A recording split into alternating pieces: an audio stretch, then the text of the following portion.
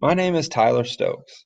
I am a graduate student at Eastern Kentucky University, pursuing my master's degree in secondary education with an emphasis in social studies education. This is my capstone project, Diversifying Historical Content in Secondary Social Studies Classes.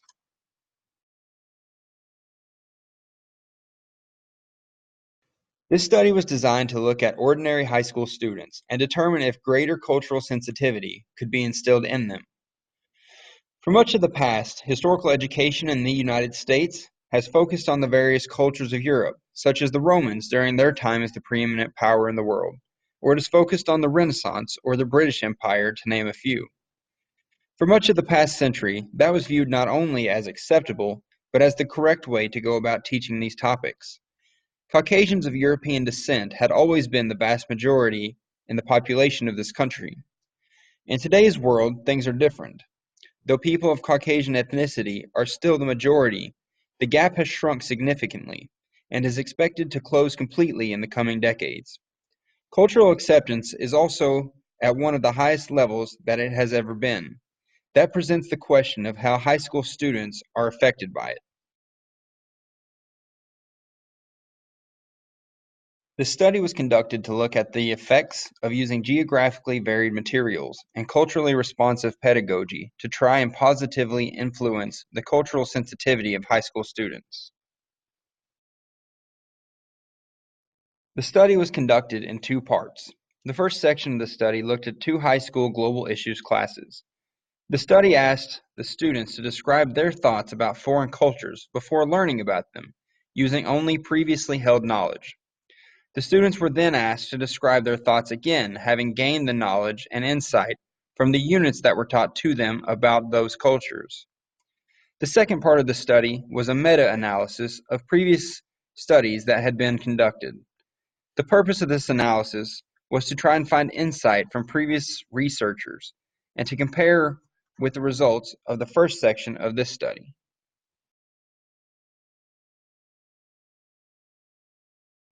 The purpose of this study was to examine secondary social studies classes to discover whether diversifying the historical content could positively influence students' understanding of diversity in our country's ever more diverse society. The study looked to determine whether or not this could have potentially improved cultural sensitivity for all students in a time where our country was moving towards more and more cultural understanding.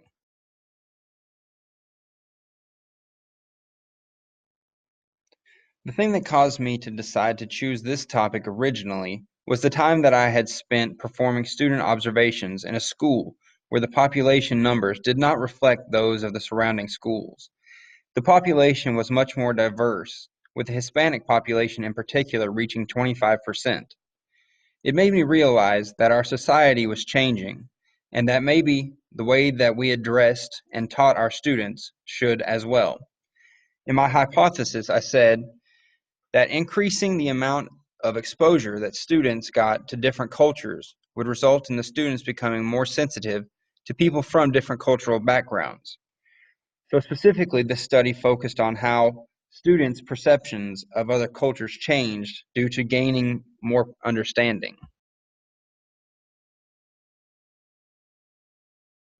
I have mentioned the phrase culturally responsive pedagogy, but it is important to nail down exactly what that is. Culturally responsive pedagogy was described by Gloria Ladson-Billings in her 1994 work Dreamkeepers as a pedagogy that recognizes the importance of including students' cultural references in all aspects of learning. Ladson-Billings, 1994. In other words, it was building students' cultures into their learning. Doing that could help to pique the students' interest and help them to build a connection to the content. However, the teacher's knowledge is important. Does the teacher have an understanding of foreign cultures that they may be teaching about? And more importantly, does the teacher have a good understanding of the cultural background of his or her students? This can be used to make classes and topics more relatable for students.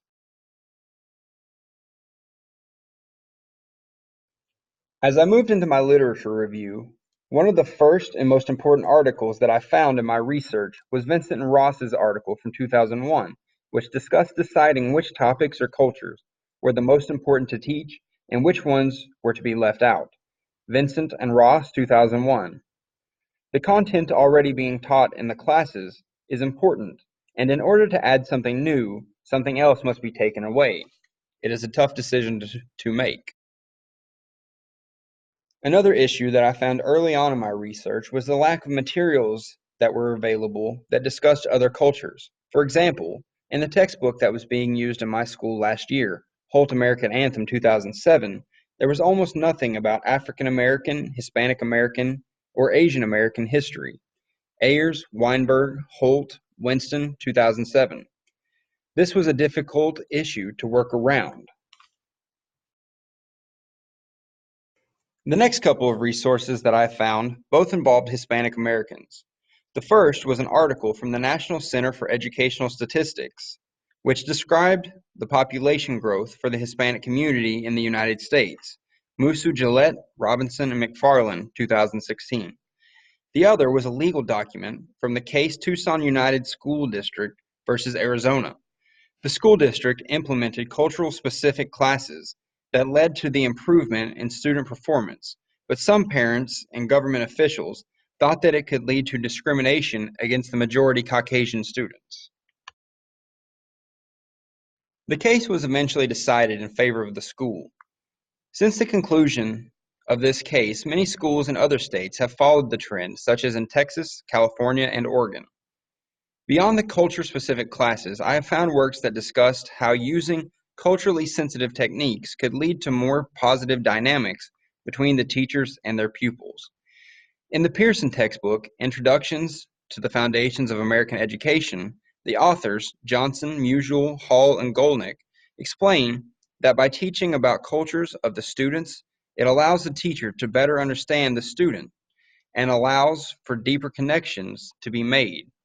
Johnson, Musial, Hall, Golnick, 2014. Another important article that I found by Kristen Sleeter had a big impact on my ideas of where this should go in the future. Sleeter, 1996. To paraphrase her sentiments, helping people to find similarities between their cultures and others helps our society move towards solidarity rather than fragmentation. As teachers, I feel that is an important goal to aspire to. From there, I started to find literary pieces that discussed issues that I might face as I conducted my study. By far, the most important one that I found was created in 2018 by Tormala, Patel, Sukup, and Clark. Tormala, Patel, Sukup, Clark, 2018. They talked about the difficulty of having an experiment that relied on the subjects to relay the information. They described how most people do not have the self-awareness to accurately convey information about their feelings and how they may have changed. A problem that I was also struck by, both in my literature review as well as in my real life, was how much history teachers have to know, especially in the event that they would be teaching about many cultures around the world. The most difficult exam that I have ever taken was the Praxis Content exam. Because of the vast array of subjects, cultures, and time periods that I had to be prepared to discuss, it can be overwhelming having to know so much. In the article Education for Diversity in Initial Teacher Programs, they looked at incoming teachers in different countries and determined their readiness to teach about diverse cultures. On page 80 of their article, they say, preparing teachers for diversity and inclusion is a global concern. Cardona Molto, Ticha, Avery, 2018, page 80. Moving into the next piece, I found another article that made a big impact on me as a researcher.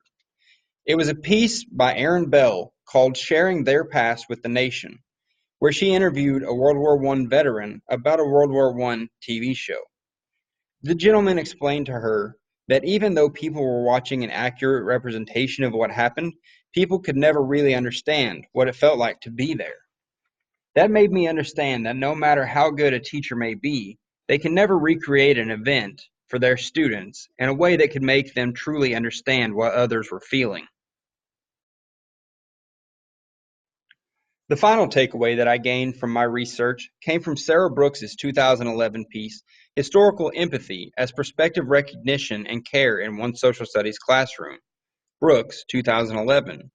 She discussed how learning is both objective and subjective, and that a lesson that might reach one student may not reach another. It is very important to understand that as a teacher. When creating my study, I decided to make it through mixed methods using both qualitative and quantitative data. The study I conducted in my classes used qualitative data. I looked at the two global issues classes that I am currently teaching. One class is made up of 29 students varying in age from 14 to 18 years old. The students also represented many ethnicities, with the majority being Caucasian, followed by African American, Hispanic, and then Asian. The other class was made up of 12 students, also ranging from 14 to 18 years of age, with 10 of them being Caucasian and the other two being African American. The tool being used to conduct this study was a bell ringer questionnaire. The sheet would pose two questions to the students each time and change before the students would answer them again. The questions would be about a specific culture that we were covering. The first question would be about a specific group. For example, what do you think of when you think about the Middle East? The second question was always something specific about the culture. For example, what comes to mind when you think of people who are Muslim? The first time that the students would take the questionnaire would be before learning about the specific culture. They would use only their previous knowledge to reveal any misconceptions. Once the students completed it, they would be taught a unit on that specific culture. When the unit was concluded, the students would answer the questionnaire again, but with the wording changed to discourage them from writing the exact same answers as before.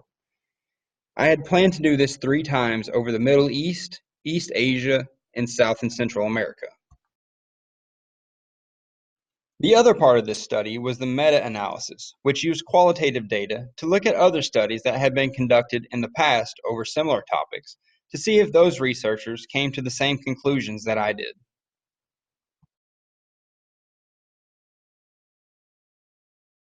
My study turned out much differently than was planned. The first thing that changed were the units. Initially, I had planned to conduct my study across 3 units, covering the Middle East, East Asia, and South and Central America. Once I got into the study, it became apparent that there would only be time for 2 units. The Middle East unit took longer than expected, and the students' fall break fell at an inconvenient time. Another change came when it became clear for my class that it made more sense to transition to Africa next rather than East Asia. The results of my study were also not as helpful as I had hoped. Many of the potential issues that I had found in my literature review came to fruition. As I progressed through my study, I found that garnering true cooperation from my students would be futile. The issue came while looking through the original responses. Most of the students answered about how I expected them to. The higher level students gave at least somewhat thoughtful answers for having not learned the material, and the lower performing students gave very rudimentary answers if they gave any answer at all. The problem came on the back end after the students had learned the material. Their answers were essentially the same. The students who wrote good answers the first time still wrote good answers, and those who did not still did not. As shown in the chart here, I found little evidence of change in my students' attitudes in their writing. The majority of them wrote in lists rather than sentences, which presented another problem. On the second unit, I specifically instructed the students to write in sentences, but it had little effect. Many of them still listed items if they wrote anything. In the end, the results were inconclusive. I was unable to obtain enough useful information from the students to make any real claims. That being said, I did find something interesting. Though the students were unable to express the change through words, several of them were able to display positive changes in their behavior. I had multiple students who began the semester with behavioral issues. As we started looking at new cultures, in particular the African cultures for my African American students, they started to display interest in what they were learning and began to become more participatory. This was a great sight for my research and for my class.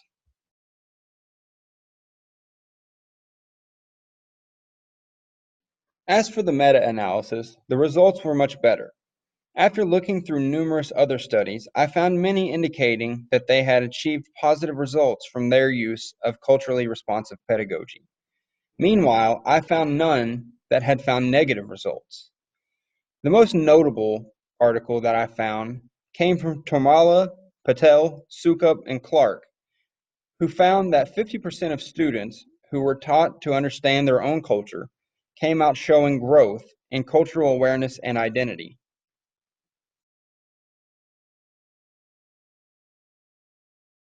Though my in-class study resulted in inconclusive evidence, I believe that the study overall was a success. With the students who displayed positive behavioral change and the positive findings from the meta-analysis, I would say that the results do seem to support my hypothesis that increasing the amount of exposure that students got to different cultures would result in them becoming more sensitive to those from different cultural backgrounds. In conclusion, this study found that if teachers could meet the requirements to teach this way, it would have positive effects.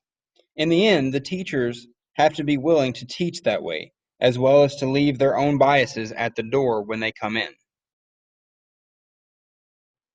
This study recommends that all teachers, both new and old, try and incorporate culturally responsive pedagogy into their daily routine.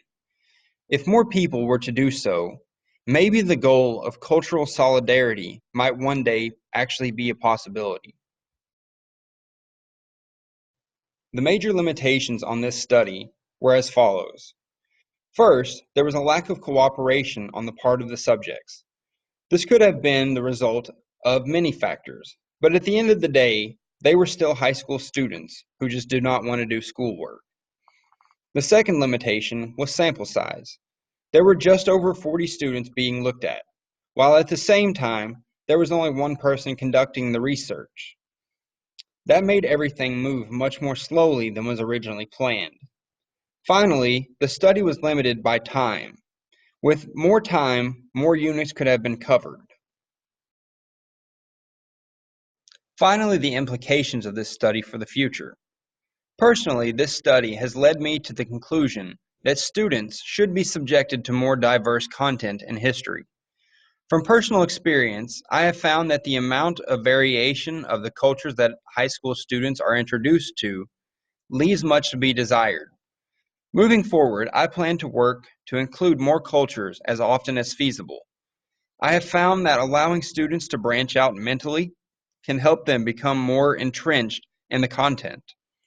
I want my students to want to be in my class, and I want them to want to learn.